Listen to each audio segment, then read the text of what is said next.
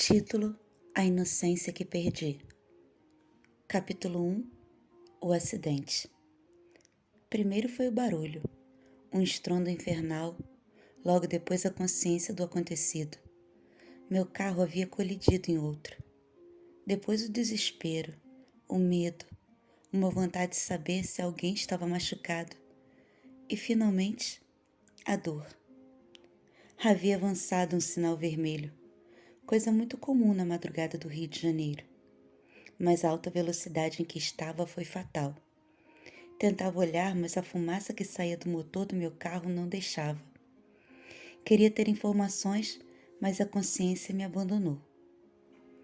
Quando acordei, estava no mesmo lugar. Acredito ter desmaiado por alguns minutos apenas. Uma multidão se dividia entre o meu carro e o outro. Tentei ver a hora, mas meu relógio não estava mais comigo. Havia um forte arranhão no lugar. Aos poucos notei que meu anel e meu cordão também sumiram.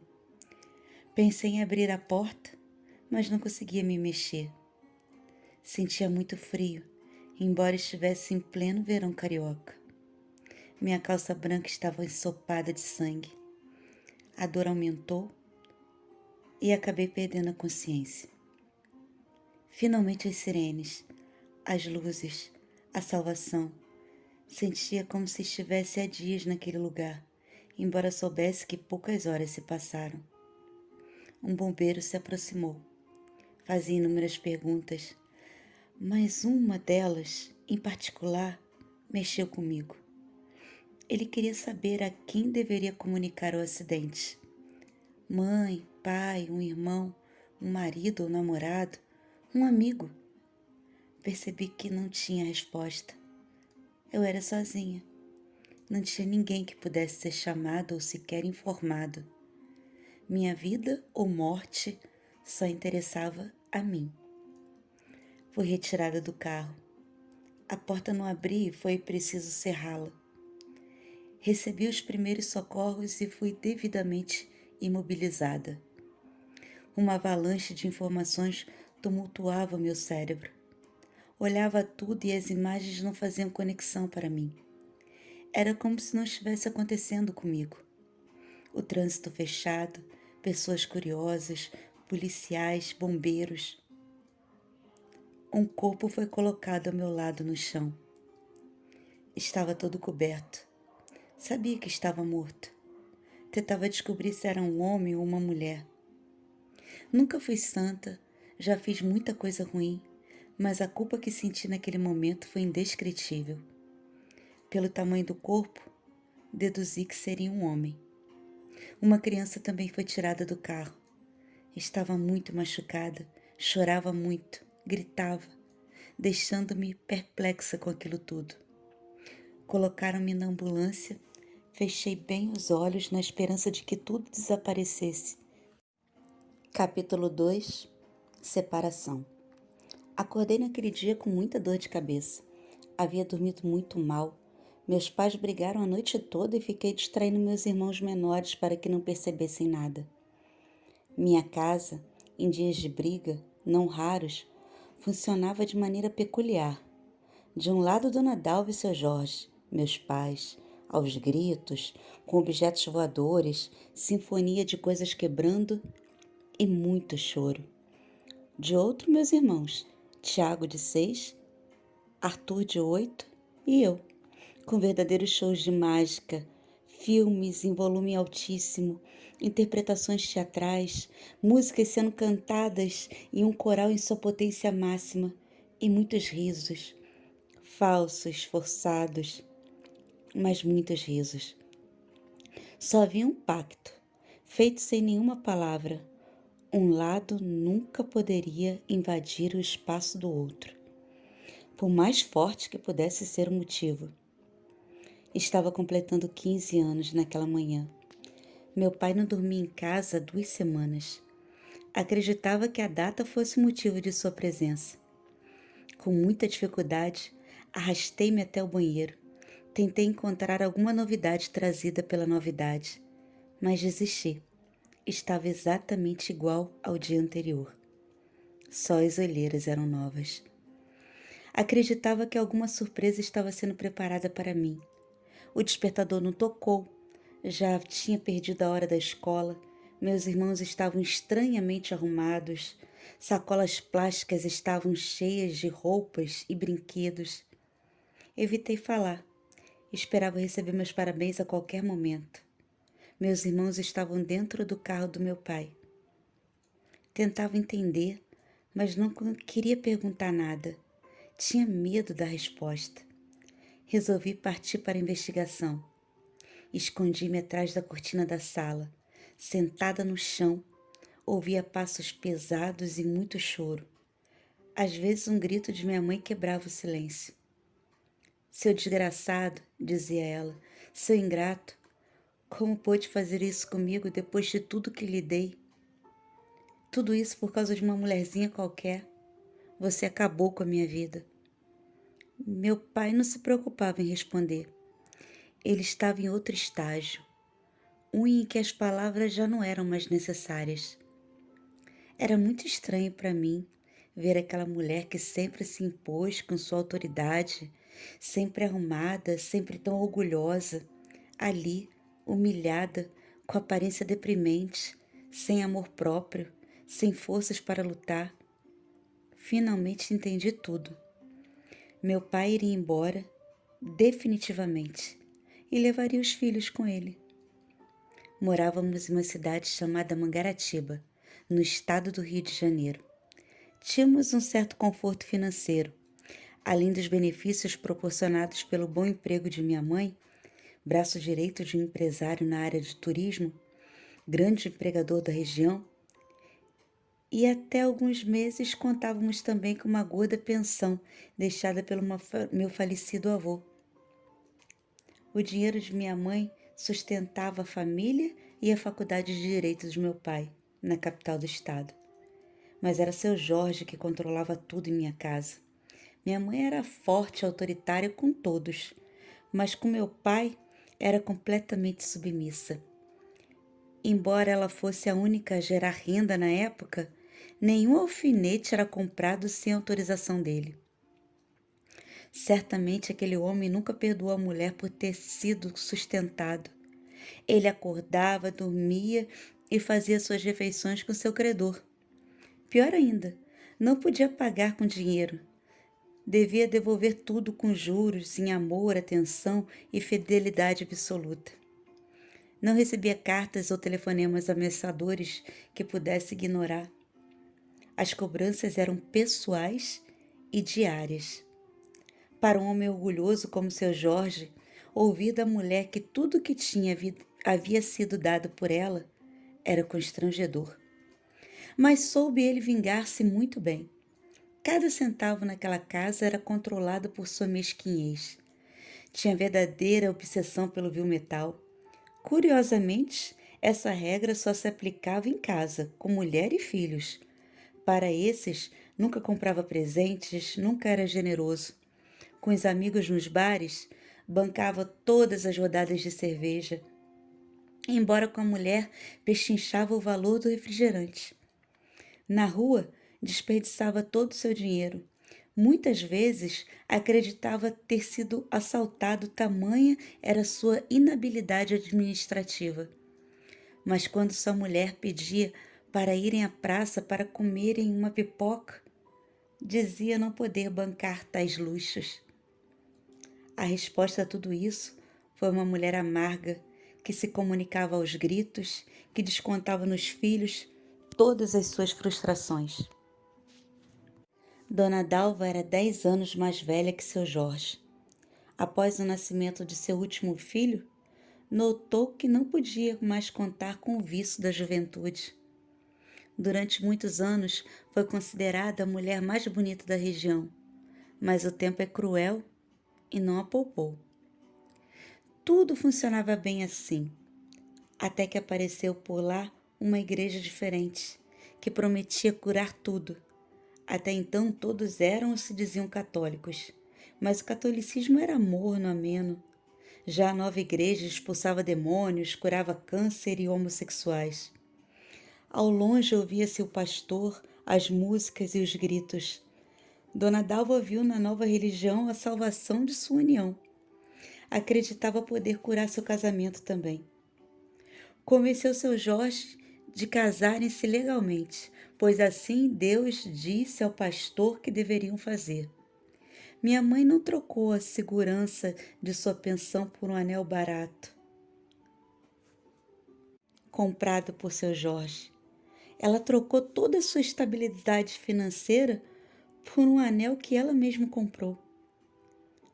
8 meses depois, meu pai passou a não dormir mais em casa e assumiu seu relacionamento com a amante. O que mais magoava minha mãe não era perder o marido, pois a nova religião já a havia libertado dos vícios carnais. Também não era perder o pai de seus filhos, visto que nunca foi amoroso ou zeloso. Na verdade, o que mais magoava Dona Dalva era ter perdido sua salvadora pensão deixada por seu pai. Estava tão submersa em meus pensamentos que não ouviam o que estavam falando. Minha perna adormeceu devido à posição desconfortável que estava, abaixada ali, sendo testemunha de tudo. Leve todos, deixe-me logo livre, gritou minha mãe. Já disse que não. Quero que olhe para aquela coitada todo dia, para que nunca se esqueça do que fez, respondeu meu pai. Quem era a coitada? Estavam falando de mim? Percebi que as minhas coisas estavam no lugar. Ele não me levaria. Mas por quê? O que aquele homem sabia de mim para falar daquele jeito? Como alguém poderia falar assim de algo que sempre ignorou? Nunca tentou me conhecer. Durante nossas vidas juntos, negou-se sempre. Nunca me deu um conselho, um elogio, um abraço e até mesmo uma bronca. Não era só minha mãe que não conseguiu entrar no coração daquele homem. Saí do meu esconderijo. Tentei tirar meus irmãos do carro, mas não consegui. Corri atrás deles por quase 10 minutos, até que pegaram a estrada e minhas pernas perderam as forças. Capítulo 3. Acordando. Estava no hospital quando acordei. Senti uma forte dor de cabeça, talvez a mais forte que já tive. Aquela imensidão branca machucava meus olhos. Aos poucos, fui acostumando-me. Havia muitos aparelhos conectados a mim. Não era um quarto qualquer de hospital. Notei a presença de uma enfermeira. Mexi em tudo e fazia algumas anotações. Senti alguma dificuldade para falar. Quando a moça percebeu que eu já havia despertado, aproximou-se. Chamou-me várias vezes pelo nome. Dona Maria Luísa? Sente isso? Dona Maria Luísa? Quer alguma coisa? Quando eu vi alguém me chamar por aquele nome, eu me lembrei da minha infância. Estava medindo minha temperatura quando o médico chegou. Ele estava nervoso, suava muito e perguntou à enfermeira que reação eu tivera. Falavam de mim como se eu não estivesse ali. Fiquei imóvel tentando ouvir cada palavra, mas sem compreender nada que diziam. De repente, não precisei mais me esforçar. Olhei para mim, olhei para o meu corpo jogado naquele leito e notei que estava incompleto. Puxei o lençol com toda a força que ainda tinha e vi que estava sem minhas pernas. Gritei, chorei, xinguei e bati em quem quisesse me consolar. Era o pior de todos os pesadelos, aquele em que não se acorda. Não conseguia acreditar, não suportava ver-me mutilada e principalmente ver o olhar piedoso das pessoas que se aglomeravam no quarto. Queria morrer de qualquer jeito. Não imaginava como poderia viver naquela forma, sendo dependente eterna da compaixão alheia. Puxaram meu braço, aplicaram-me uma injeção e tudo começou a ficar distante, como tudo de ruim que só acontece aos outros. Graças à injeção que me deram, a paz voltou e pude voltar a dormir.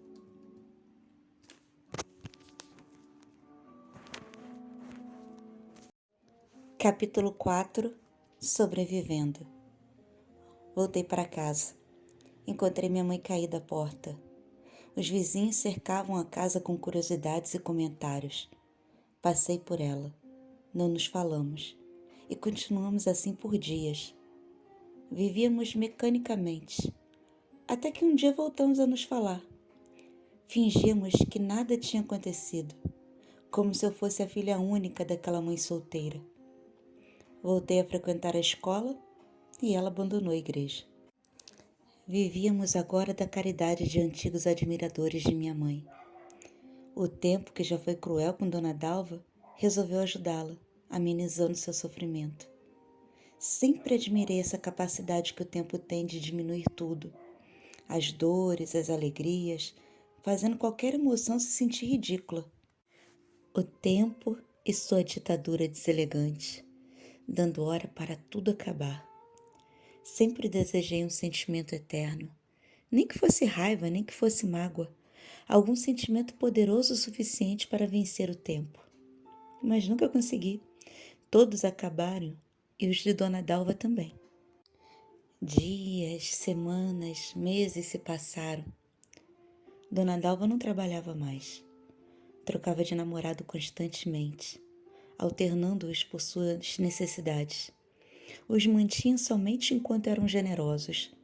Só não deixava que encostasse em mim. Nisso, Dona Dalva era muito rígida.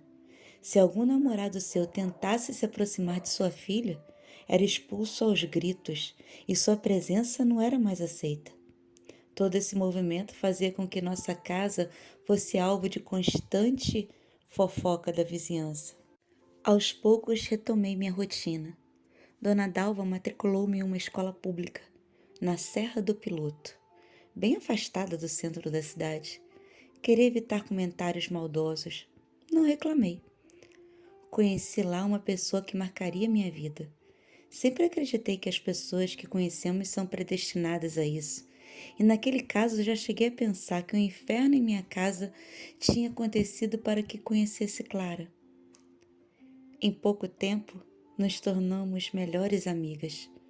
Filha única de pais conservadores, Sr. Augusto e Dona Carmen, Clara era introspectiva.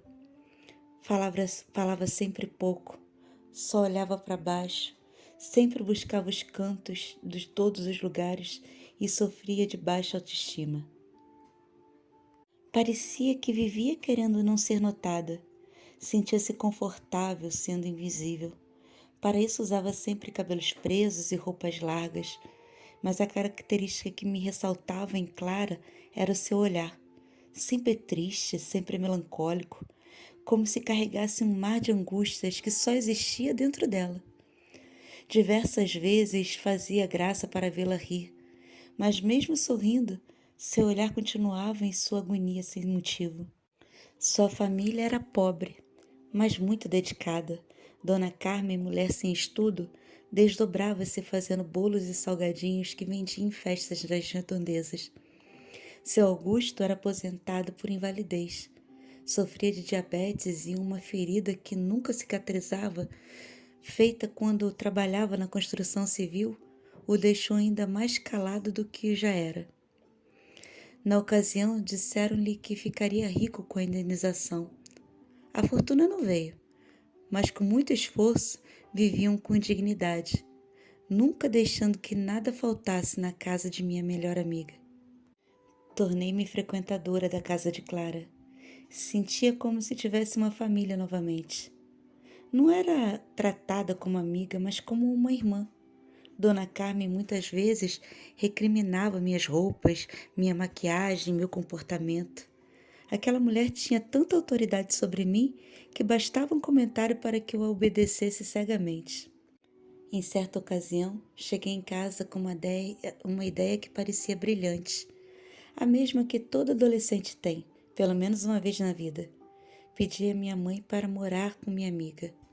Surpreendeu-me a reação de Dona Dalva. Disse-me que eu era sua cruz e ela minha, que teríamos que carregar uma a outra até o final. Embora eu fosse acostumada com os exageros de Dona Dalva, naquele dia acreditei que algum motivo havia para a falta de amor que percebia naquela mulher. Capítulo 4. Sobrevivendo. Voltei para casa. Encontrei minha mãe caída à porta. Os vizinhos cercavam a casa com curiosidades e comentários. Passei por ela. Não nos falamos. E continuamos assim por dias. Vivíamos mecanicamente. Até que um dia voltamos a nos falar. Fingíamos que nada tinha acontecido, como se eu fosse a filha única daquela mãe solteira. Voltei a frequentar a escola e ela abandonou a igreja. Vivíamos agora da caridade de antigos admiradores de minha mãe. O tempo, que já foi cruel com Dona Dalva, resolveu ajudá-la, amenizando seu sofrimento. Sempre admirei essa capacidade que o tempo tem de diminuir tudo. As dores, as alegrias, fazendo qualquer emoção se sentir ridícula.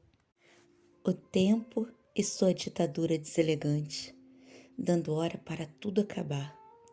Sempre desejei um sentimento eterno, nem que fosse raiva, nem que fosse mágoa, algum sentimento poderoso o suficiente para vencer o tempo.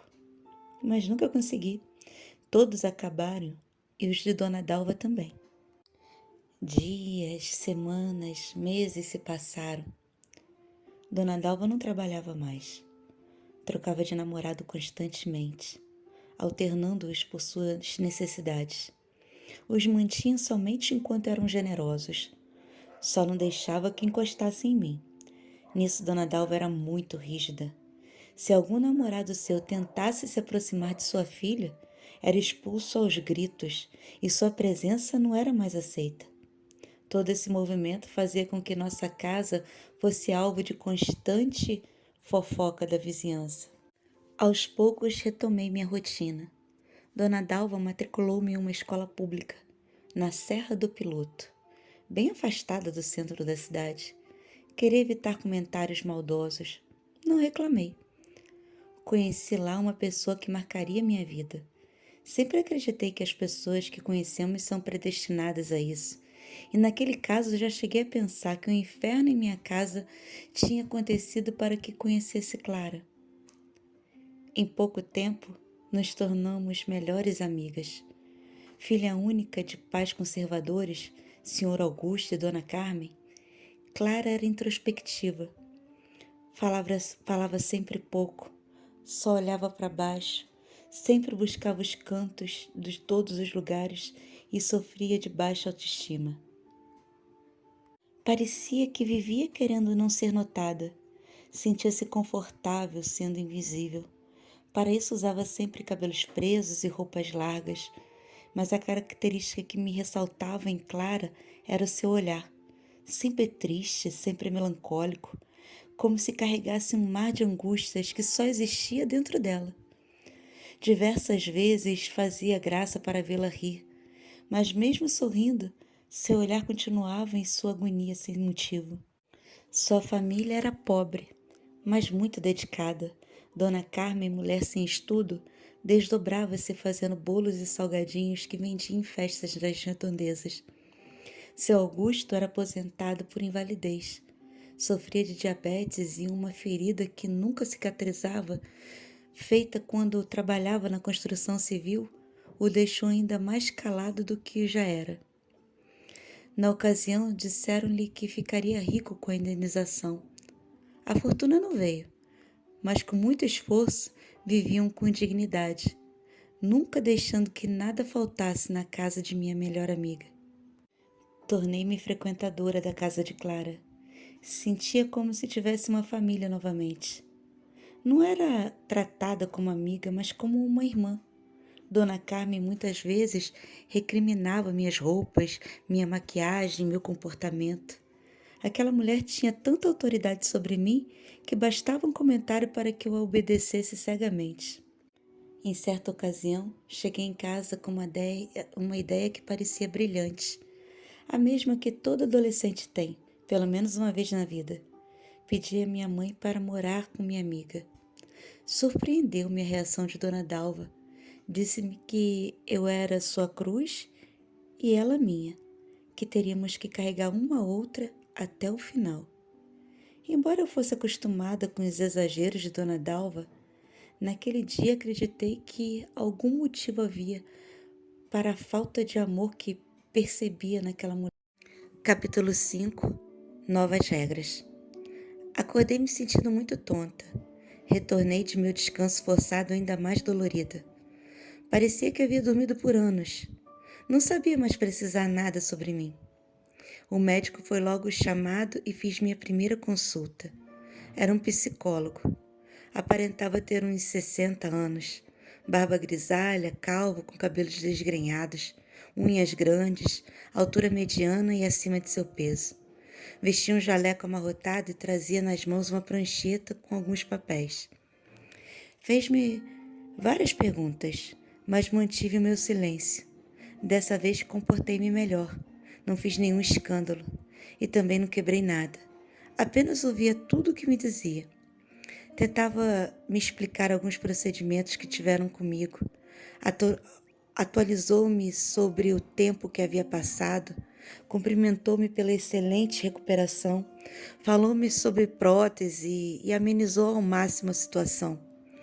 Naquele momento, não conseguia prestar muita atenção, sentia-me anestesiada. Deu-me um bloco e um lápis. Disse que me faria bem escrever tudo o que sentia e foi embora. Assim que cruzou a porta, pensei em várias perguntas que gostaria de ter feito e não fiz. Teria que esperar uma próxima consulta. Uma enfermeira entrou no quarto, era corpulenta e com aspecto nada delicado. Rosto redondo, cabelos crespos, curtos e presos em um rabo de cavalo. Trazia nas mãos uma bacia e uma esponja. Não falou uma palavra. Tirou minha roupa e parecia estar me dando um banho. Não reagi. Fiquei como um brinquedo sendo manuseado por aquelas mãos grossas e calejadas. Sentia-me sendo invadida na minha mais profunda intimidade. Quando acabou, não consegui sentir-me limpa, apenas magoada. Quando ela saiu, comecei a chorar. A tristeza que sentia era tão imensa e real que parecia poder tocá-la. Notei a minha total incapacidade. Logo eu que sempre vivi em busca de liberdade e independência. Capítulo 6. A tragédia. Assim fui vivendo, dia após dia. Passava as manhãs na casa de minha amiga e voltava à noite para dormir com Dona Dalva. Até que a tragédia aconteceu.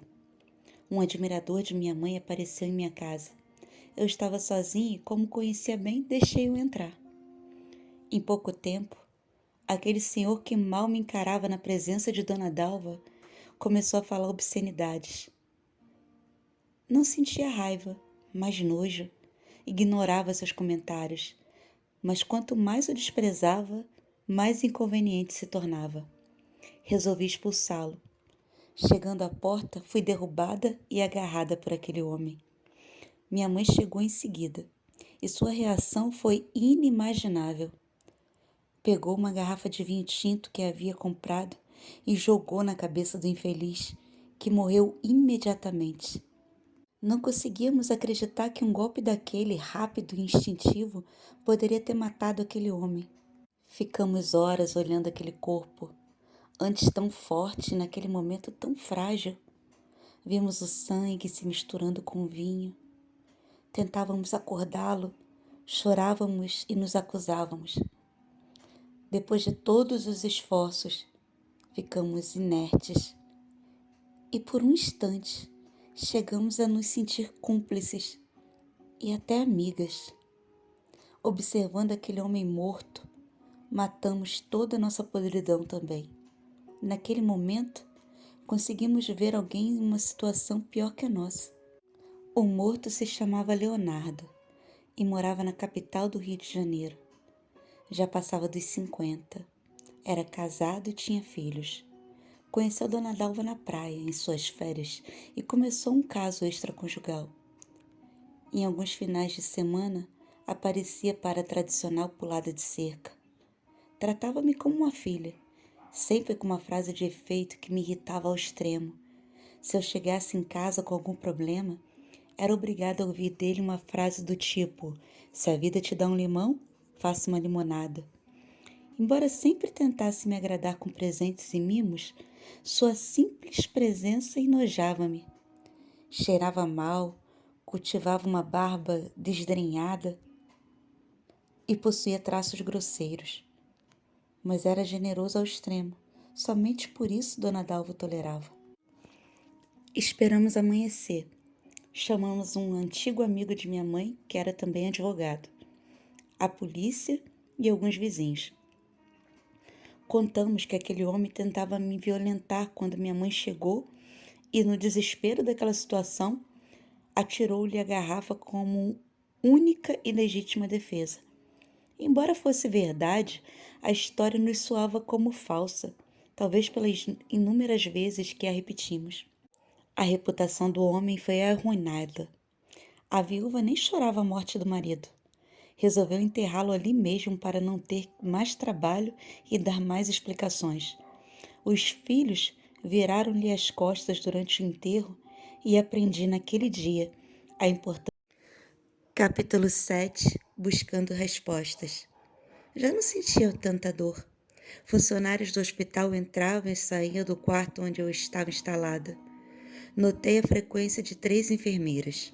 Eu estava sempre sonolenta, o que dificultava minha comunicação com elas. Sentia falta de informações. Observando-as, pude fazer uma análise superficial da personalidade de cada uma delas. Uma era muito organizada e rápida, mal me olhava, certificava-se da medicação, fazia anotações e saía logo. Outra era muito bonita, era mais delicada e até afetuosa. Não era raro passar a mão em meus cabelos, meio arrumando-os, meio acariciando-me. Foi a primeira pessoa que vi quando acordei. E tinha também a que já me conhecia e também eu conhecia bem, a julgar pelo meu último banho. O quarto onde eu estava não era comum. Pela quantidade de aparelhos, acreditava se tratar de uma unidade de tratamento intensivo ou coisa parecida. Capítulo 8. O baile. Estranhamente, a tragédia nos redimiu perante a cidade. Todos se sentiam apiedados de nós. A história da pobre menina salva das garras de uma facínora por sua própria mãe foi contada inúmeras vezes naquela cidade, mas nunca da mesma forma. Cada vez que era repetida, ganhava detalhes e percepções novas, geralmente baseadas nas impressões que o locutor tinha a nosso respeito. Tudo estava bem lá em casa. Minha mãe estava mais calma, parecia que toda a tragédia tinha servido como uma catarse para nós. Voltamos a ter rotina, dividíamos os afazeres domésticos, parecíamos mãe e filha tradicionais. Nossa vida social foi outra surpresa agradável. Depois que os comentários perderam a graça, éramos convidadas para todos os eventos sociais da cidade. Sempre que podia, levava a Clara comigo. Enquanto eu bebia e dançava, ela ficava sentada observando tudo, morrendo de medo que alguém a descobrisse ali e talvez até tentasse estabelecer algum contato. Em tais ocasiões, ela servia como minha consciência, estabelecendo limites e levando-me embora enquanto ainda podia andar. Quase sempre bêbada demais para lembrarmos de algo no dia seguinte. A mãe de Clara nos aconselhava de maneira igual. Dizia que teríamos que nos comportar bem. Já tínhamos 18 anos e um bom partido seria muito bem-vindo. Para aquela mulher de hábitos simples, um bom casamento para sua filha seria a certeza de um trabalho bem feito em sua formação. Casamento esse já imaginado em seus mínimos detalhes. Até um vestido de noiva aquela mulher costurava, comprando aos poucos cortes de cetim e adornos. Tinha começado quando a menina fez 15 anos e ver sua menina entrando em uma igreja com aquele vestido sempre foi sonho daquela mãe. Um dia disse que faria o meu também. Mesmo acreditando que nunca casaria, desejei muito meu vestido de noiva. Foi justamente uma festa de nossas vidas que tudo mudou. Era um baile de debutante, preparado há anos, com custos exorbitantes, para a filha de um importante comerciante local. Não tinha nenhuma afinidade com a aniversariante. Seus pais frequentavam minha casa quando éramos pequenas. Era uma menina metida, com cabelos pintados de loiro, cheia de espinhas, um pouco rechonchuda e achava-se a mais bela jovem mangaratibense. O evento era cercado de muita pompa. 15 jovens foram escolhidas para acompanhar a menina em uma coreografia feita para a festa. Eu estava entre elas. Ganhei até um vestido, confeccionado com muito zelo para que nenhuma das moças ofuscasse o brilho do aniversariante. Teve também uma missa e a recepção seria no Clube Mangarás, localizado ao centro da cidade. Como a igreja era muito pequena e havia muitos convidados, a missa foi celebrada na praça, completamente decorada para a ocasião. Tudo era feito de forma tão regrada que duvido que a Aninha tenha aproveitado sua festa de debutante. Passava o tempo todo trocando de roupa e posando para fotos. Havia muitos rituais, troca de sapatos, valsa e até a chegada de um príncipe que dançaria com a moça. Guilherme era o príncipe escolhido para a festa. Cabelos castanhos, olhos claros, não muito alto e dono do sorriso mais encantador que já vi. O tédio da festa desapareceu imediatamente para mim. Era um primo de segundo grau da aniversariante que fazia faculdade de contabilidade no Rio de Janeiro. Com aproximadamente 20 anos, era o orgulho da família que possuía fazendas espalhadas pelo estado. A atração foi mútua. Depois da dança, o rapaz aproximou-se de mim. Parecia que já nos conhecíamos. Ríamos, brincávamos e a vida começou a ficar mais bonita. Senti uma emoção imensa a cada tentativa de beijo. Aquele formigamento nas mãos, a boca seca. Nunca havia me preparado para aquelas sensações, nem sabia que existiam. Senti uma felicidade tola e genuína. Já havia estado com outros rapazes, mas nenhum que despertasse tais emoções. A festa acabou e marcamos outro encontro. Não consegui dormir naquela noite. Usei o silêncio e a escuridão para relembrar e tentar reviver cada sentimento recém-despertado. E por caminhos que o destino sorri e não faz trilhar, apaixonei-me por aquele menino. Era verão. Guilherme estava de férias e éramos inseparáveis. Comecei a fazer planos para o futuro. Nosso tempo juntos estava acabando e precisava tomar algumas decisões. Uma delas foi mudar-me para o Rio de Janeiro. Tinha terminado o segundo grau. Minha mãe sempre perguntava sobre meus objetivos, pedia que fizesse algum curso ou até mesmo uma faculdade. Vi naquela situação uma oportunidade perfeita para sair daquela cidadezinha. Guilherme concordava com todas as minhas ideias. Decidi que moraria com ele na cidade maravilhosa. Para minha mãe, disse que alugaria um quarto, faria um curso pré-vestibular e arrumaria algum trabalho para ajudar nas despesas. No mês seguinte, estava eu no Rio de Janeiro, em um apartamento em frente à praia de Copacabana, vivendo com o homem que eu amava. Limpava a casa, fazia comida, estudava um pouco, ia à praia, saía nos finais de semana e tinha uma forte sensação que era a pessoa mais feliz do mundo. Essa felicidade durou 11 meses, 2 semanas e 3 dias, terminando com a visita desagradável de Aninha, prima de Guilherme. Tocou a campainha, pedi que entrasse. Expliquei o que estava fazendo ali e fiz café. Quando ela saiu, senti um arrepio, intuitivo talvez. Não dei importância na hora, mas a minha vida mudaria por completo a partir daquele momento. Era a hora da grande... Capítulo 9. Uma heroína. Acordei e logo ouvi a voz de minha enfermeira. Dona Maria Luísa, a senhora está bem? É a nossa paciente mais famosa. Despertei por completo e quis saber do que se tratava, mas antes pedi que me chamasse apenas de Malu.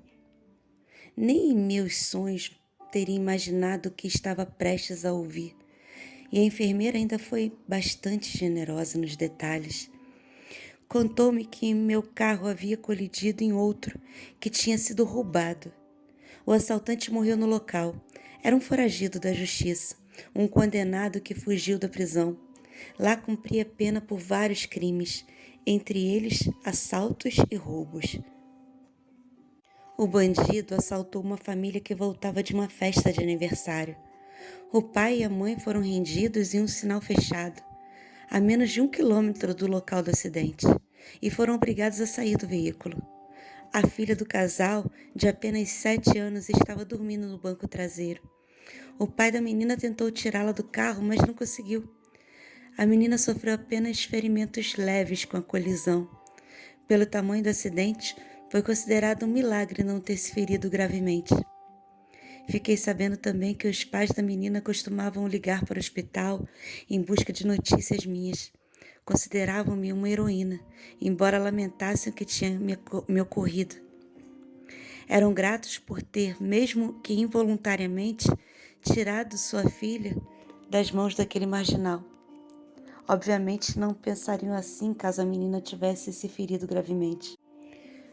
Mas pelo que pude entender, o bandido levou toda a culpa.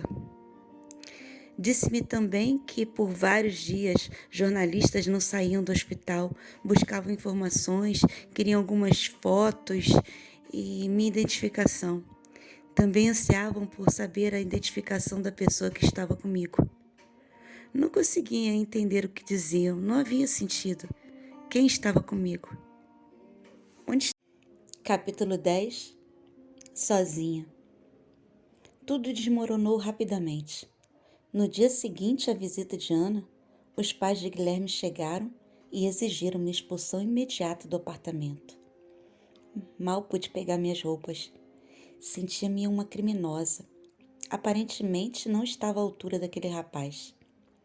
Todos os meus erros do passado foram tacados em mim de forma crua, aumentada e fora de seu contexto.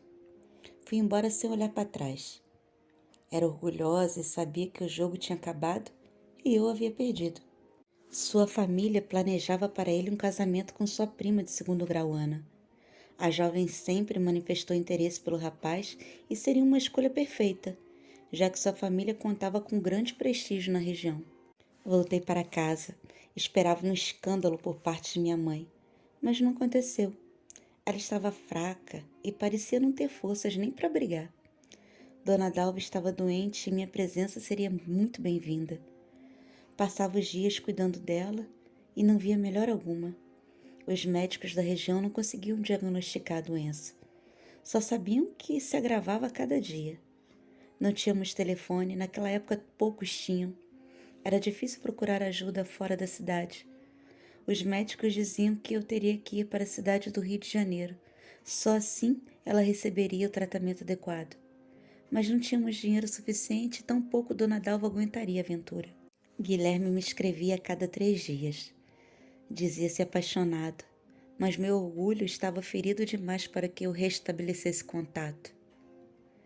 Minha mãe queixava-se sempre de dores nas articulações. Engordava com facilidade, apesar de quase não comer. Parecia estar inchada, sua pressão vivia alta e seu cabelo não parava de cair. Bastava uma pequena visita até a padaria mais próxima para que seu rosto ficasse completamente vermelho. Qualquer movimento a deixava extremamente cansada. Resolvi procurar meu pai. Vasculhava os armários em busca de alguma pista. Descobri que periodicamente depositava dinheiro em uma conta bancária. Era assim que aquela mulher pagava muitas de suas contas. Fora isso, nada mais.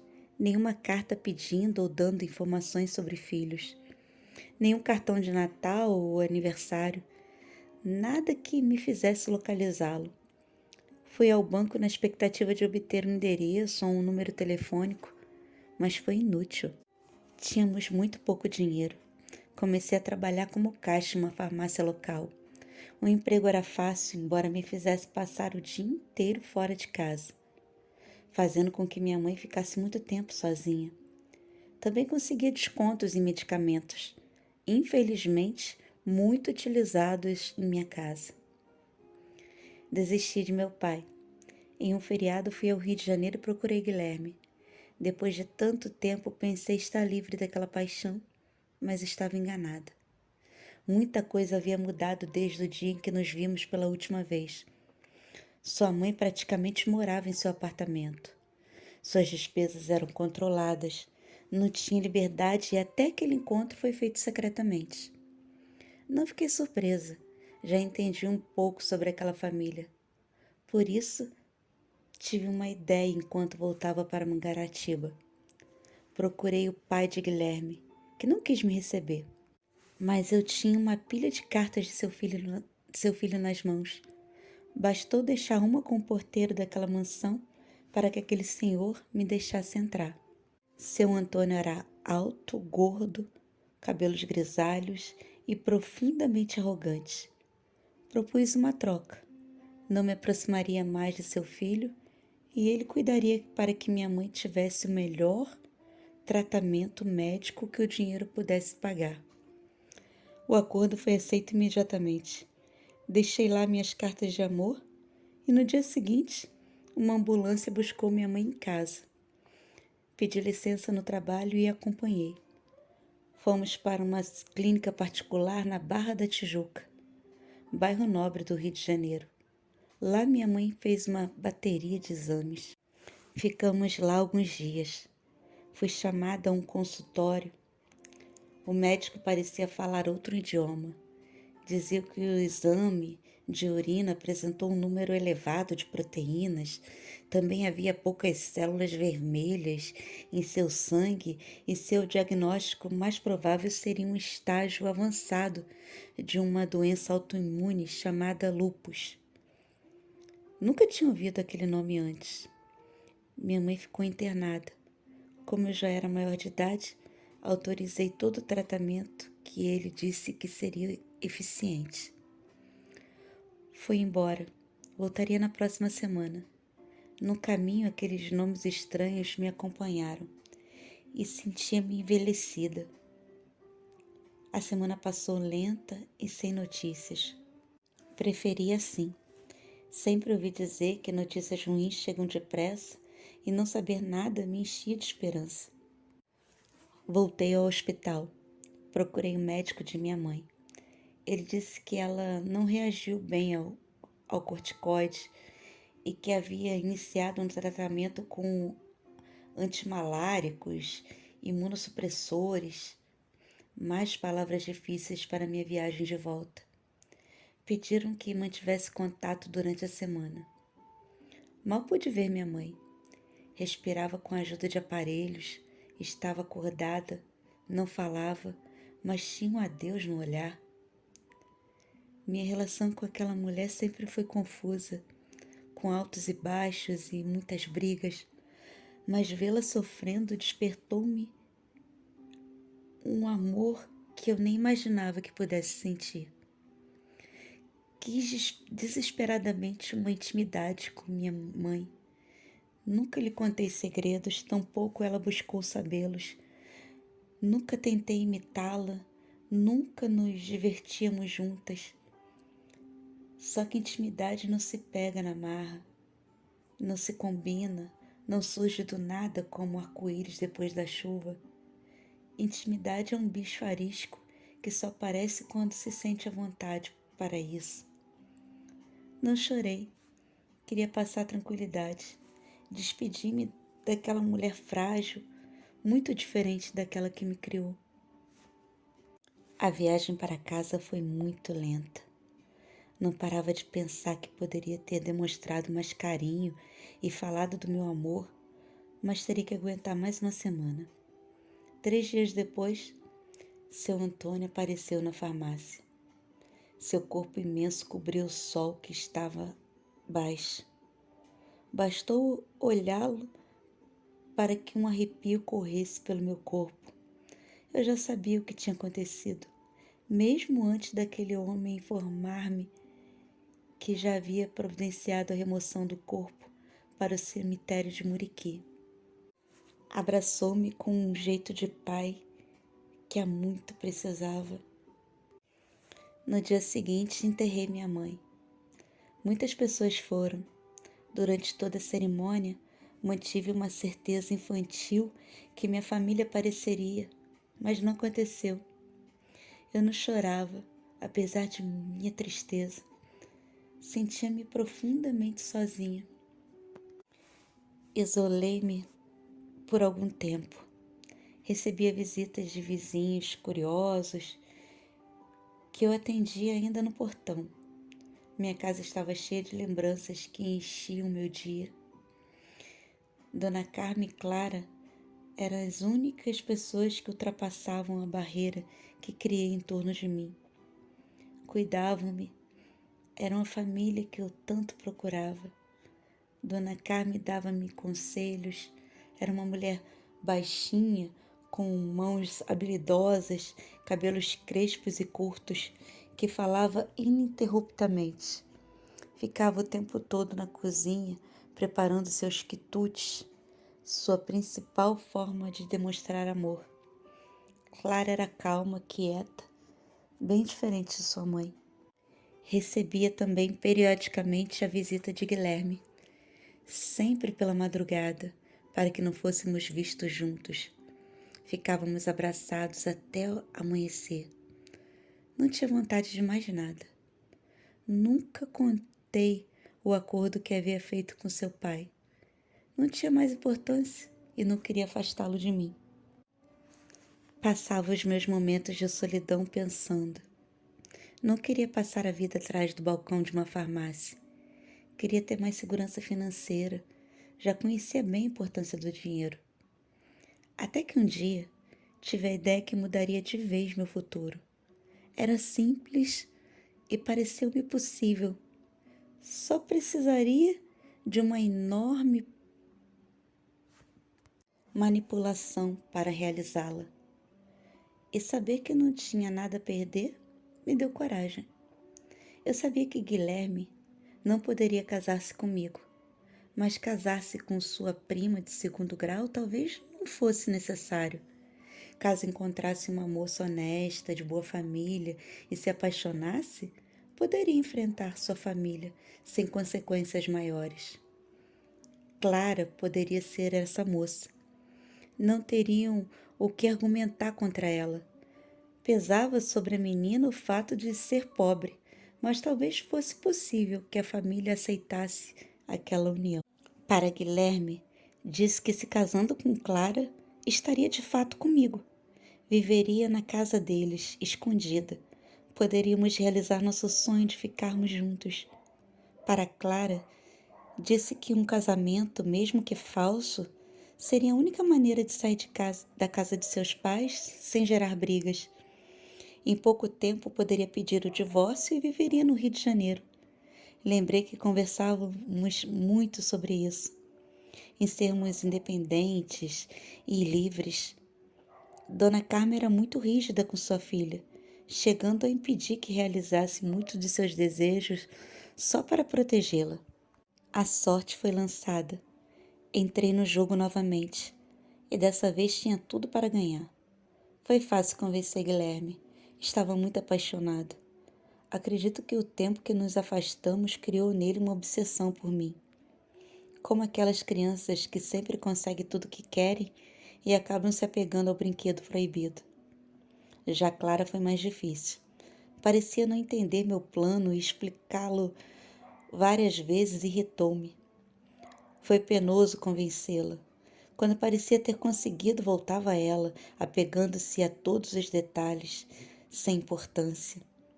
Mas acabou aceitando. A menina não conhecia outra maneira de mudar sua vida. Providenciei um encontro entre os dois. Foram cordiais, apesar de certo constrangimento. Combinamos que os encontros seriam frequentes, principalmente em locais públicos. Clara teria que apresentá-lo à sua família como namorado e vice-versa. Estimava que todo o processo durasse pelo menos 6 meses.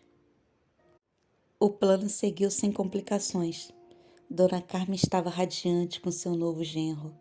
Sempre que me visitava, passava horas elogiando o rapaz.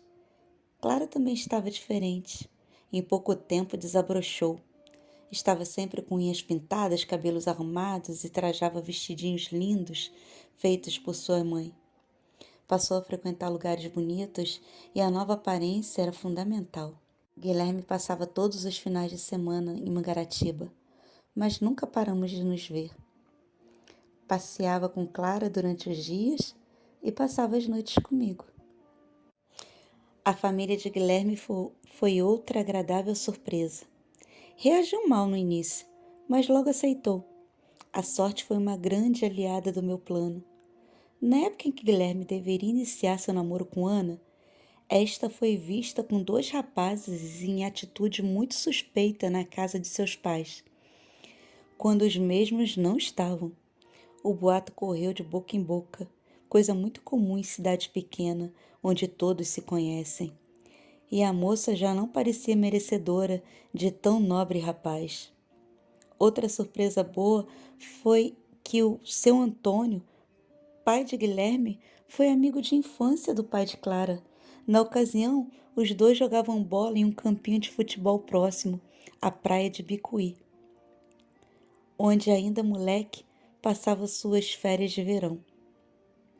6 meses se passaram e mais 6 meses teria que esperar até o casamento.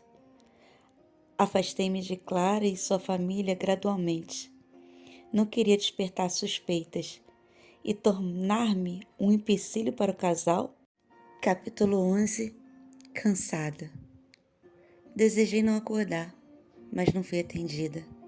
Imaginei uma forma de dar fim ao sofrimento, um jeito de me ferir mortalmente, mas era impotente demais para isso. As enfermeiras tentavam me alegrar a qualquer custo, mas nada adiantava. Quando tentavam me animar com soluções para o futuro, irritavam-me. Olhar suas pernas me fazia mal. Chorava sem parar por horas. Sentia inveja, sentia raiva, sentia tudo. Antes do acidente me considerava uma infeliz, sem sorte, cheia de problemas.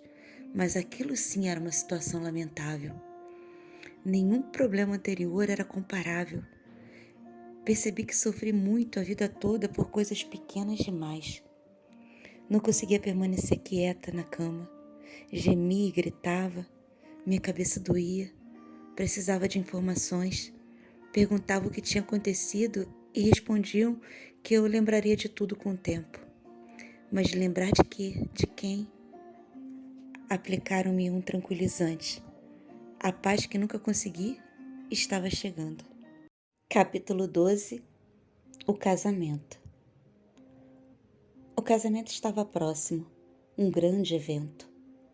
Toda a cidade foi convidada e pessoas de vários outros lugares também. Uma grande empresa foi contratada para organizar a cerimônia. Lembrou-me o aniversário de Ana, onde conheci Guilherme, e vários sentimentos puros voltaram-me. Estava confusa e apaixonada. Faltando apenas uma semana para o casamento, fui chamada à casa de Dona Carmen. Mesmo compreendendo, atendi ao chamado. Vê-la depois de tanto tempo emocionou-me bastante. Era minha mãe de alma. Mais que mãe de sangue, era mãe escolhida. Quando entrei, senti-me como adolescente de novo. Segurou minha mão, deu-me muitos beijos molhados de suor e carinho. Queria mostrar-me o vestido que havia feito para que eu usasse na cerimônia de casamento. Era lilás, longo e lindo. Sentia-me uma boneca. Disse-me que não deixaria de vestir suas 2 filhas para a ocasião. Aproveitei e vi o vestido de Clara. Era o mais belo vestido já feito. Senti uma inveja profunda de minha amiga. Desejei ser Clara. Desejava ser aquela desajeitada tímida, com seu noivo bonito e rico, com sua mãe maravilhosa. Então misturei lágrimas de agradecimento e ciúme e parti. Depois de muito demorar, chegou o grande dia. Minhas pernas tremiam como se eu própria fosse a noiva. Não resistindo aos meus impulsos, fui ver Clara. Sabia entrar em sua casa sem ser vista. Fazia isso quando mais jovem. Pulei a janela de seu quarto, quase matando de susto minha amiga. Estava linda com seu vestido de noiva, feito de amor e sacrifícios. Demorou um pouco para que eu recuperasse meu fôlego. Nunca havia visto Clara daquela forma. Ela advertiu-me dos riscos de minha empreitada, mas precisava abraçá-la e lembrá-la de nosso plano. Logo ouvimos vozes e passamos por tensos momentos. Ouvimos vozes e passos dirigidos ao quarto. Escondi-me embaixo da cama. Na ocasião, não me ocorreu nada mais original. Era a mãe de Guilherme, Dona Soraya, mulher muito alva e magra, gestos delicados, parecendo poder quebrar-se a qualquer momento. Elegante e sorridente, carregando uma imensa caixa branca nas mãos. Era um vestido de noiva. Ela entrou no quarto, disse à minha amiga que o havia comprado numa loja chique da capital. Ajudou a menina a trocar-se. Minha amiga jogou no chão o vestido que Dona Carmen havia feito. Clara nada disse. Sorria e agia como se gostasse do presente. Senti vontade de revelar-me e explicar a injúria que estava cometendo. Aquele não era só um vestido, e sim a realização de um sonho. Imaginei a frustração de Dona Carmen vendo a filha sem o vestido que levara anos fazendo. Mas permaneci quieta. As duas saíram contentes e satisfeitas com a troca. Senti-me como aquele vestido, deixado para trás, jogado no chão. Capítulo 13. Mudança de quarto. Acordei com a visita de meu médico. Informou-me que estava reagindo muito bem e que seria transferida para um quarto de enfermaria. Minha melhora era notória e não necessitava de tratamento intensivo. O tempo era inexistente naquele lugar. Não saberia contá-lo ou identificá-lo. Espantava-me a forma natural com que todos tratavam minha desgraça. A vida teimava em continuar, mesmo sem minhas pernas. Disse-me ainda que informou aos investigadores que me procuravam que ainda não poderia ajudá-los. Não questionei, apenas aceitei o que me falava. Mudaram-me de quarto algum tempo depois. Era bem maior, sem tantos aparelhos. Contei 5 camas, apenas 2 ocupadas. As camas eram cercadas por cortinas, formando pequenos cômodos individuais. Por isso não pude observar meus novos companheiros de quarto, mas pude ouvi-los, gemidos baixos, orações murmuradas e palavras soltas, ditas sem pretensão de serem ouvidas. Capítulo 14. Mudança de casa. A família de Guilherme presenteou o casal com uma bela mansão em Angra dos Reis, município perto de Mangaratiba, com lindas praias e ilhas. Esperei que se acomodassem e fui para minha nova casa. Assim que cheguei, notei que algo havia mudado em minha amiga. Não tinha mais os olhos tristes de antes. Agora eram esquivados e maliciosos. Não foi só Clara que mudou. Guilherme era outra pessoa, responsável e trabalhador. Dedicava-se totalmente aos negócios da família. Mesmo antes de mudar-se, seu pai já estava doente. Sofria de falta de memória, confundia datas e acontecimentos e já não era tão lúcido. Guilherme mostrou-se muito útil na ocasião. Com ambos sempre ocupados, a solidão teimava em acompanhar-me. Sentia-me prisioneira de mim mesma. Para não enlouquecer, passei a sair de casa, arrumar amigos de infância em cada esquina, nem que fosse por uma noite apenas. Voltava bêbada e com a sensação de que a vida não era tão ruim. Pela manhã, a sensação sumia. Meses se passaram dessa forma.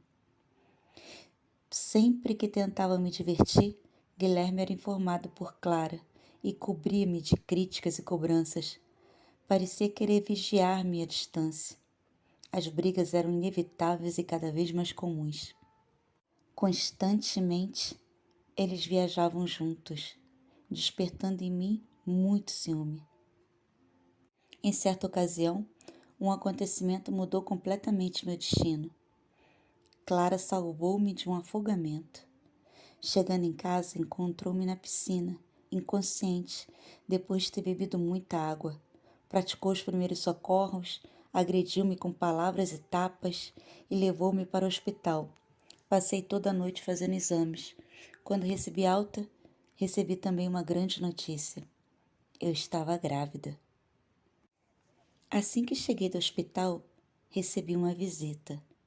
Aquela mulher vestida de forma incomum a ela, com sua melhor roupa de domingo, exalava seriedade, apesar de seu extremo mau gosto.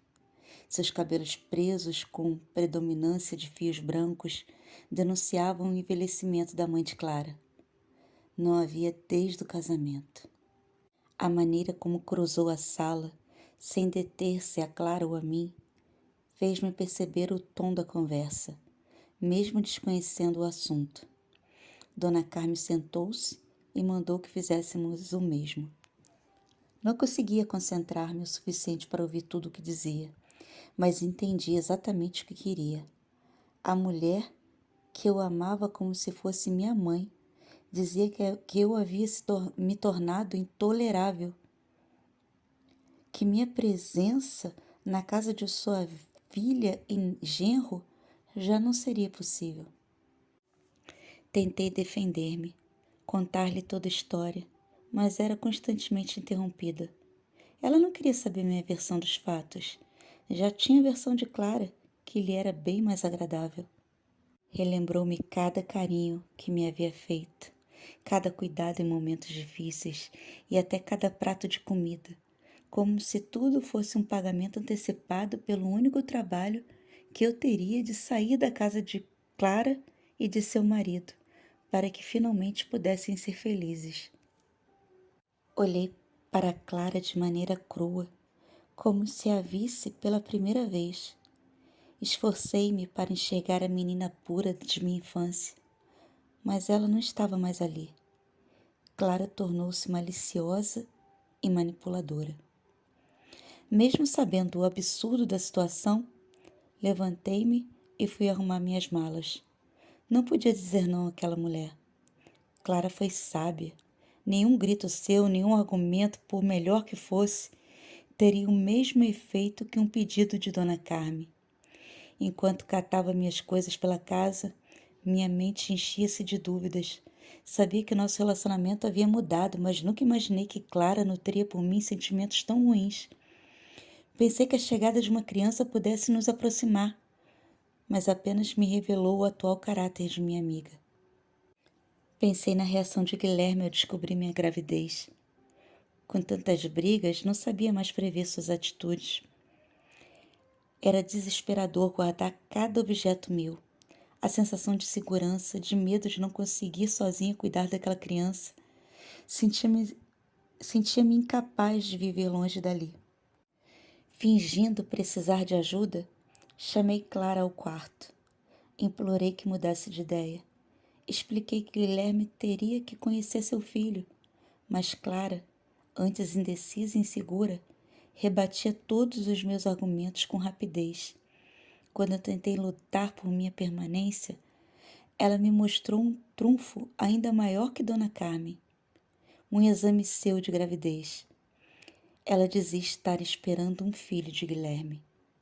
Não conseguia mais pensar. Sentia-me em um folhetim de mau gosto, escrito por autores sem criatividade e bregas. Não tinha jeito do meu plano dar mais errado. Em minha mente, eu gritava e esmagava a Clara até fazê-la parar de existir. Mas meu corpo permanecia em silêncio e caminhava para a rua. Já com minhas coisas arrumadas, Dona Carme acompanhou-me até o portão, talvez para assegurar-se de minha partida. Abriu sua bolsa e entregou-me 2 envelopes. Um tinha dinheiro dado por Clara. Outro estava amarelado e muito dobrado. Não acreditei quando li o nome do remetente. Era uma carta antiga de meu pai. Minhas pernas fraquejaram, obrigando-me a sentar em qualquer lugar. Peguei a carta e li rapidamente. Era endereçada a um antigo amigo de meu pai e datava da ocasião da morte de minha mãe. Pedia que me cuidasse e enviasse notícias minhas para aquele endereço, e que, se fosse de extrema necessidade, podia entregar-me a carta e pedir-me que fosse procurá-lo. Dona Carmen disse que, a pedido de tal amigo de meu pai, ficou com a carta e esperava o momento certo de entregá-la a mim. Levantei, peguei minhas coisas e saí. Estava confusa e cheia de perguntas. Pensei em devolver o dinheiro de Clara, mas sentia-me pequena demais para ter orgulho. Peguei o primeiro ônibus que vi. Era para o Rio de Janeiro. Aquela viagem de ônibus, com tantos pensamentos embaralhados, era bem familiar. Já havia feito várias delas quando minha mãe adoeceu. A solidão também era conhecida, mas o ciúme que me consumia era novo. Pensar neles juntos fazia com que me sentisse angustiada e perdida. Reli a carta de meu pai. Menos sentido fez dessa vez. Dona Carmen não tinha o direito de guardá-la por tanto tempo. Vi que Clara tinha me dado muito dinheiro. Não precisaria me preocupar com isso tão cedo.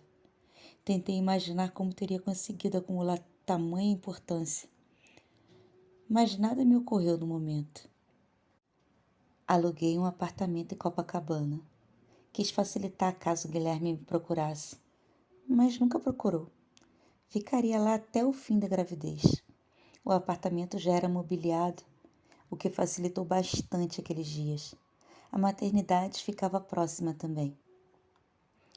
Meus dias pareciam intermináveis. Tentava ocupar minha mente, mas as lembranças de Guilherme me tomavam de assalto. Nada me dava prazer. Pela gravidez, priorizava o fundamental. O resto era posto de lado. Então me alimentava a cada 3 horas, mas nada tinha gosto, sabor. Tudo me deixava apenas um azedo no canto da boca e um nó na garganta que nunca desapareciam. Também dormia muito. Às vezes passava dias inteiros na cama, como se estivesse exausta de tanto sofrer. Quando acordava melhor, caminhava até a praia, jurava ver Guilherme em cada vulto distante, mas ninguém era ele, nem tinha seu sorriso que iluminava tudo que era escuro e feio dentro de mim. O tempo passava e me levava para longe de alguns sentimentos que ele me ensinou, fazendo com que eu perdesse a capacidade de sentir o mesmo que senti um dia, de repetir sensações. O pior era viver à sombra dele e a todos comparar a ele. Nem mesmo ele seria o bastante para concorrer com sua lembrança. E delas eu vivia, lembranças do quanto ele me fez sentir e também de lamentar o tão pouco que aproveitei dos meus dias felizes. Como temia passar mal e não consegui pedir ajuda, agendei uma cesariana. Acordei no dia marcado e peguei minha mala. Fui à maternidade e tive minha filha. Voltei para o apartamento com meu bebê nos braços.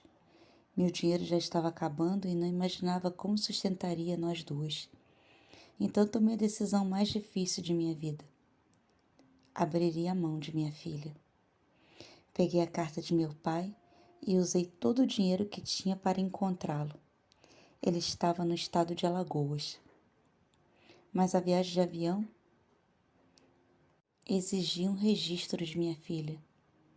Então coloquei apenas o meu nome no documento. Mas isso já não tinha importância para mim.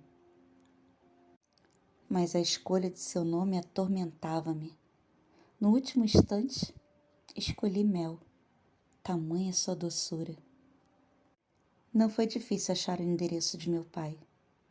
Chamei ao portão e quando aquele homem apareceu, mal o reconheci. Estava calvo, barrigudo e ostentava um volumoso bigode. O bebê que chorava parou. Talvez tenha notado a importância daquele encontro. Entramos e sentamos no sofá da sala. Diante de mim, aquele homem, de comum nome o sangue, de incomum a distância de almas. Nada nele me transmitia proteção ou carinho. Talvez mágoa por não ter sido o pai que imaginei na minha infância, mágoa por não ter provocado em mim o encantamento, a admiração. Nos homens de minha vida, nunca o busquei, nem mesmo seu oposto. Não conheci o suficiente para tanto. Naquele momento quis o herói, aquele que seria capaz de me salvar de tudo, até de mim mesma. Mas vi surgir à minha frente o outro. Pegou minha filha nos braços, fazia caretas, barulhos engraçados e só descansava após receber um sorriso. Ele era um avô, com toda a sua paciência e permissividade. E ela também o entendeu assim.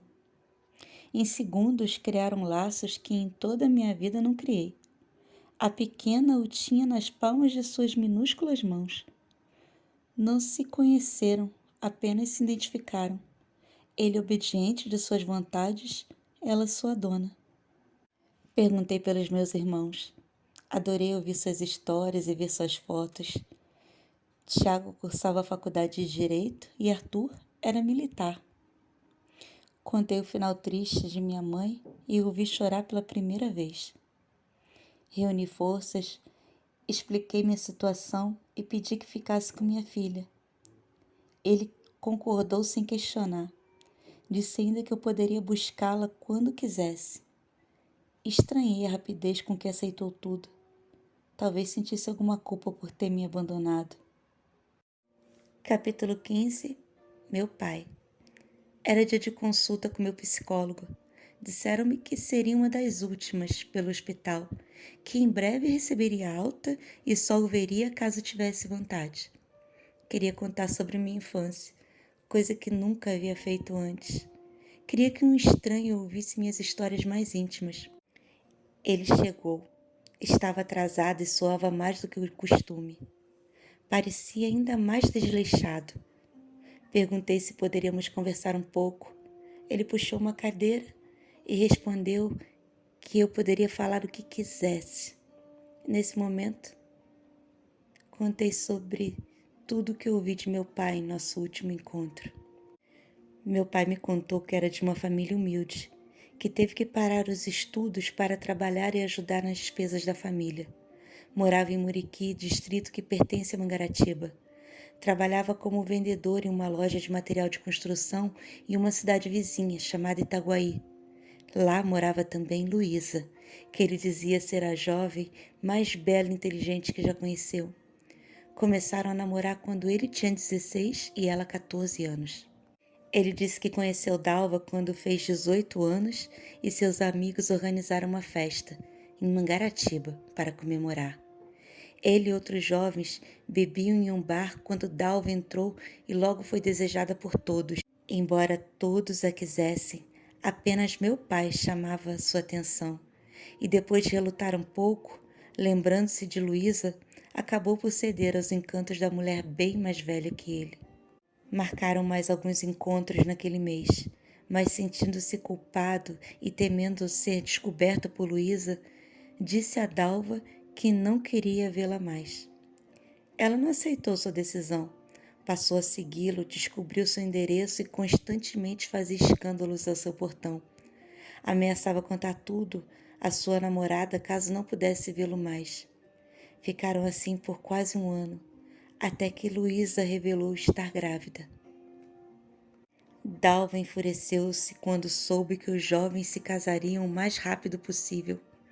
Em sua ira, tratou de armar um plano terrível. Convenceu a um de seus admiradores que dissesse ter namorado a jovem Luísa e que o filho esperado poderia ser dele. Luísa desesperou-se com as acusações de todos. O casamento foi cancelado e seus pais não a queriam mais em casa. Grávida, foi acolhida por uma família pobre da região que apiedou-se dela e lá ficaria até o nascimento da criança. Dalva conseguiu uma casa com sua família para que morasse com meu pai. este conheceu o conforto e a segurança que o dinheiro pode dar e logo esqueceu-se de Luísa. Só que a gravidez foi complicada e a jovem não tinha recurso algum e faleceu logo após o parto por falta de socorro médico. Dalva, sentindo-se culpada, quis a criança e acabou revelando sua mentira para meu pai, que acabou por saber que Luísa nunca o traiu. A criança, filha de Luísa, era eu. Meu pai me buscou e registrou-me como Maria Luísa, em homenagem à minha mãe. Ele continuou com Dalva para que ele mesmo pudesse garantir que ela fosse castigada. Nunca a amou, mas queria certificar-se que ela pagaria por todo o sofrimento gerado.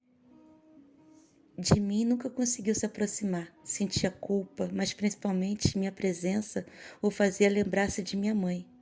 Dizia que tínhamos o mesmo sorriso, o mesmo jeito de olhá-lo e que a semelhança o torturava. Cada ano que passava, mais me parecia com sua Luísa. Até o jeito de andar e arrumar o cabelo.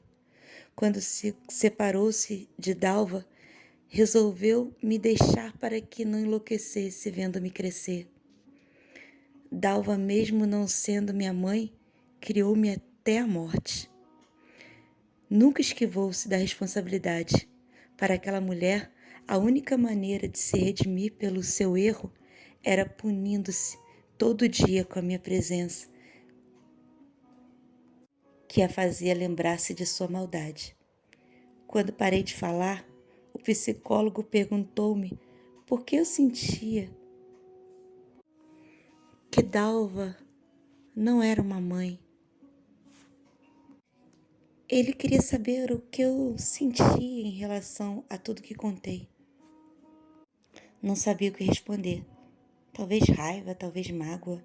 Naquele momento só pensei nessa coisa misteriosa que é a vida e como os destinos podem mudar a qualquer momento, a partir de escolhas feitas a todo instante.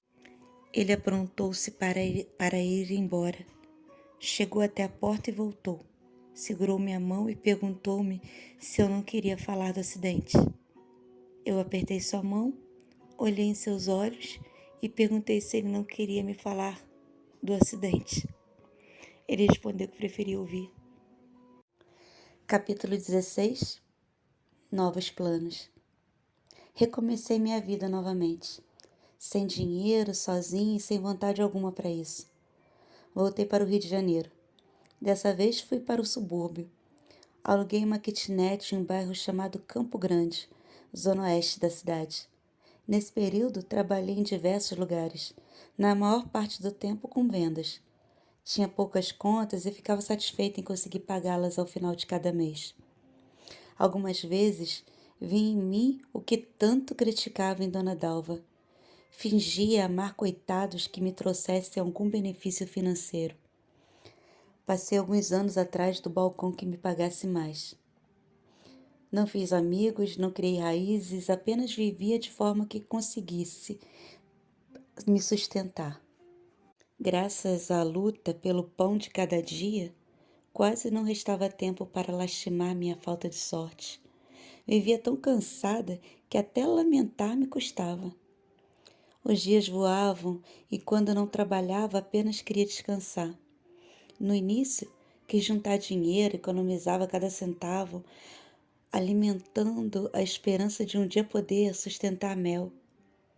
Mas a cada fim de mês que nada sobrava, pior ainda, que me faltava tanto, ia perdendo a ilusão. Nem mesmo o dinheiro da passagem para visitá-la eu conseguia juntar. Trabalhava em um shopping, como vendedora de roupa, quando vi aquele vulto passar. Parecia um fantasma vindo do passado para me assombrar. Não tinha certeza se era quem eu imaginava, mas o estremecer do meu corpo não estava ali à toa. Depois de mais de 5 anos, lá estava Clara, com roupas caras e joias valiosas. Logo destacou-se das demais mulheres da loja. Pediu para conversarmos. Pedi que esperasse minha saída. Acabava de retornar de meu almoço e só sairia às 22 horas. Ela esperou. Fomos em seu carro para minha casa, que ficava a poucas quadras de lá. Entramos sem anteciparmos a conversa. Falamos apenas amenidades pelo caminho curto. Pedi que sentasse na cama, já que não tinha sala.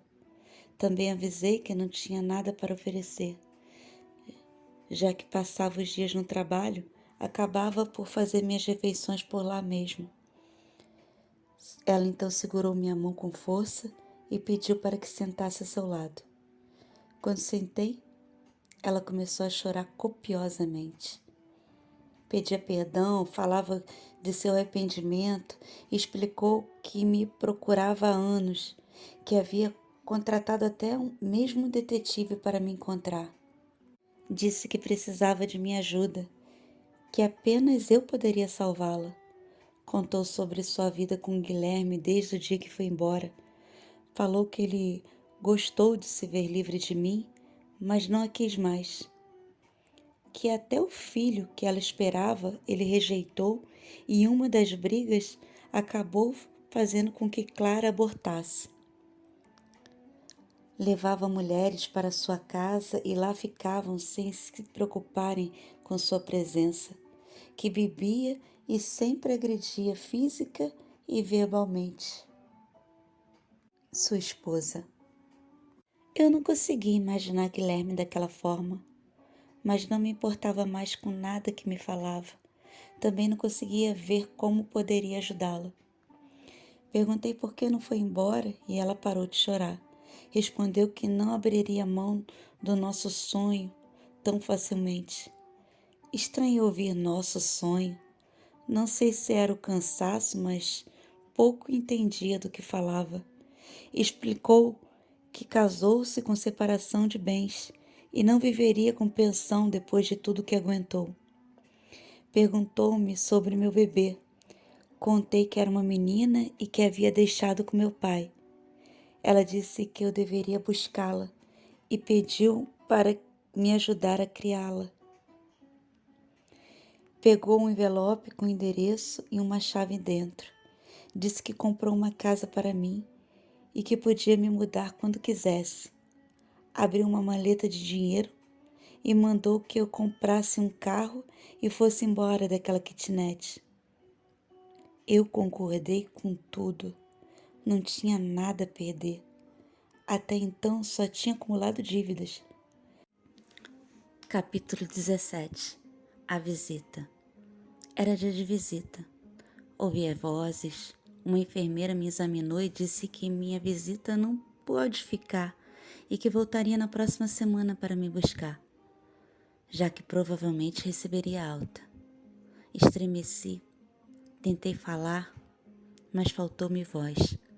Tentei perguntar quem esteve ali, quem era a minha visita, mas foi inútil meu esforço. Uma visita. Era muito vaga a informação. Podia ser qualquer um, desde um conhecido até um assistente social. Queria ter domínio do meu corpo novamente. Meu corpo virou apenas um lugar onde vivo. Não é mais quem eu sou. Comecei a lembrar-me do acidente. Eu realmente não estava sozinha. Lembrei de discussões, gritos. Minha cabeça parecia que ia explodir de tanta dor, mas não queria parar de tentar lembrar. Uma imagem veio. Um corpo do meu lado, sem vida, dentro do carro. Tentava ver quem era, mas não conseguia. Adormeci. Capítulo 18. Antes do acidente. Havia comprado um carro usado. Clara havia me dado dinheiro. Também comprei passagens aéreas para Alagoas. Iria buscar Mel. Estava muito feliz. Voltei para minha kitnet. Queria pegar minhas malas. Quando cheguei, ele estava lá. Guilherme me esperava no portão. Meu coração batia descompassadamente. Pedi que entrasse e ele me beijou como se não tivesse passado um dia sem me ver. Conversamos por horas. Contou que me procurou desde o dia que saí de sua casa, que havia contratado investigadores para isso, mas não me encontrava. Com o tempo passou a desconfiar e descobriu que Clara pagava aos detetives para que não lhe dessem minha localização. Ainda disse que Clara o roubou durante anos, assumindo funções de confiança na administração das fazendas. Falou que descobriu quando viu nas coisas de Clara o envelope do detetive. Nele estava meu endereço e informações sobre mim. Também estavam lá as provas de seus roubos e golpes. Contei sobre Mel e de meu sonho de poder revê-la. Ele indignou-se, brigou comigo, dizia que mesmo apaixonada por outro homem, eu não tinha o direito de afastá-lo de sua filha. Perguntei sobre quem se referia e ele respondeu que havia sido informado por Clara que eu havia me apaixonado por outro e por isso fui embora. Também briguei com ele. Disse saber de sua traição, de seu filho que Clara esperava, e ele disse que nunca teve nada com ela, além de uma sociedade muito mal sucedida, que nunca teve como mulher, que conheceu outras mulheres, algumas chegou a levar para morar com eles. Clara havia roubado anos de minha vida. Avisei do dinheiro que ela havia me dado. Falei de minha viagem marcada para buscar Mel. Fizemos planos de uma vida juntos. Finalmente seríamos uma família. Ele contou sobre a morte de seu pai, de como assumiu as empresas e que agora estava no controle de sua família. Nos despedimos. Já era noite. Disse que tinha que voltar para casa e confrontar Clara. Poucos minutos depois de sua partida, Clara chegou. Começamos a discutir. Contei o que sabia e ela negou tudo. Disse que confrontaria Guilherme na minha frente. Perguntei o que ele ganharia me procurando e ela respondeu que ela havia contado sobre mim e minha filha. Após conversar com a família, resolveram que seria melhor se aproximar de mim até conseguir a guarda da criança. Estava cansada de tudo e resolvi aceitar o pedido de Clara para nos encontrarmos e esclarecermos tudo. Todos juntos. Enfim, conheceria a verdade. Pegamos meu carro, mas nunca chegamos. Estava sonolenta e Clara não parava de se defender. Avancei um sinal fechado. Capítulo 19. Fim da solidão. Fui informada que receberia alta. Estava desesperada, não imaginava como viveria daquele dia em diante. Não saberia dizer para onde iria. Achei estranho receber alta. Como poderia sair dali se não tinha para onde ir? Na certa me colocariam em alguma instituição. Teria que reaprender a viver, hábitos cotidianos seriam reaprendidos. Dependeria da ajuda de estranhos. A vida como a conhecia não existia mais. Estava de olhos fechados quando uma mãozinha me fez carinhos. Abri os olhos e vi um pequeno anjo. Era Mel. A reconheci imediatamente. Guilherme e meu pai também estavam lá. Trouxeram uma cadeira de rodas. Guilherme me colocou na cadeira. Quando estavam em seu colo, disse-me que vinha sempre me visitar, mas não conseguia me encontrar acordada. Mel se aproximou e falou ao meu ouvido que cuidaria de mim para sempre. Mesmo sem pernas, consegui me sentir feliz. Uma casa nova, minha filha e Guilherme. Tudo era novo e também familiar. Nunca procurei saber quem havia me enganado. Nunca busquei provas sobre o que Clara havia dito. Apenas aceitei e escolhi seguir meus dias tentando ser feliz